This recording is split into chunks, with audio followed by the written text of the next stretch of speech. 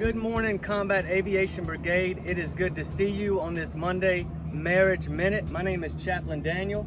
This is my wife, Amanda. I'm the chaplain of 325, and we just wanted to give you a few minutes and of encouragement for your marriage and some practical ways to build up a healthy relationship. Yes, so you may recognize where we're at. Kind of hard to see, I don't know. But we're at the coffee plantation farm here, right north of Schofield. And we came out here on a little breakfast date. He had some time this morning, so we rode our bikes up here, grabbed some coffee and breakfast, because we know that that's important for us to do.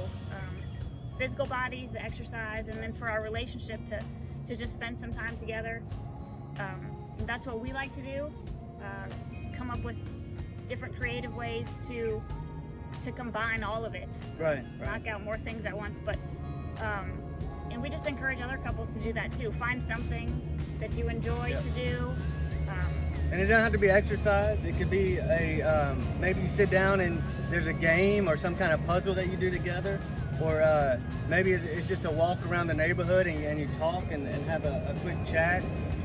It could be a variety of things, and you don't really have to plan it out. It could be, just a real quick thing. Let's run up to a coffee shop and grab a cup of coffee, or maybe it is a planned out date. That's fine too. But I think the important thing is actually spending the time together and building up that relationship and having effective communication, because life's hard. I mean, we've got challenges.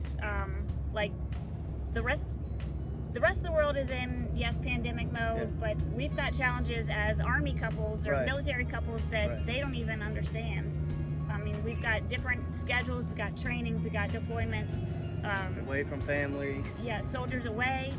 So we've got all of that on top of our kids at home for school, daily schedules, the normal chores and things. So life is hard and challenging, and it can get stressful. So you've got to find that time for yourself and for each other to carve away and strengthen.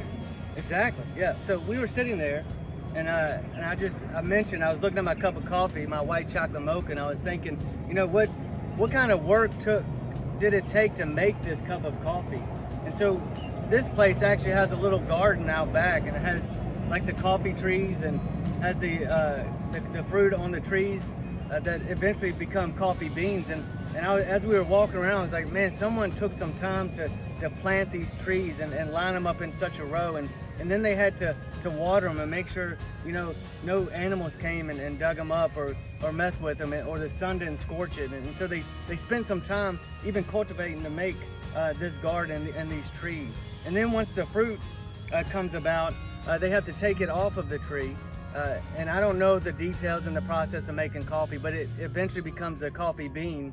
And then that coffee bean can be flavored, grounded up, and then put over water, and then that creates your cup of coffee. And then with mine, obviously there's more involved with that, like milk and steam and sugars and sweeteners and things like that to make this cup of coffee. So it just didn't happen overnight. It wasn't like I just walked up to a fountain, turned it on, and the coffee came out exactly how I had it this morning. Right. So the same when you see other couples or relationships, like it may seem great, like gourmet, if you will,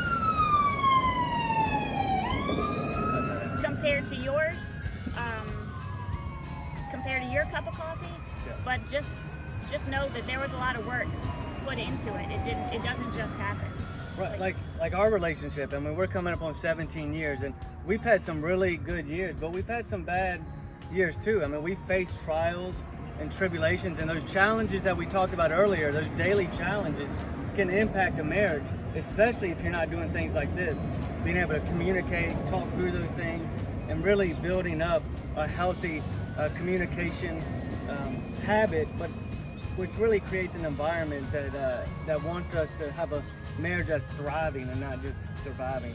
And that's really what we're talking about this morning, that these moments seem kind of silly. It's 30 minutes, an hour, drinking coffee and talking, but really what it does, it pays dividends in your relationship. And so we want to encourage you to take some time out this week with your spouse, if it's a 30-minute walk around the neighborhood at night, and just talk about you know, where you came from, the life that that you're living, and what kind of goals and dreams you have for the future. And when you do that, I can assure you that you're going to be strengthened, not only in your relationship, but like you'll feel like your souls are more connected. You'll feel that you're healthy, and that you're vibrant, and that you're excited about what the future holds. Right.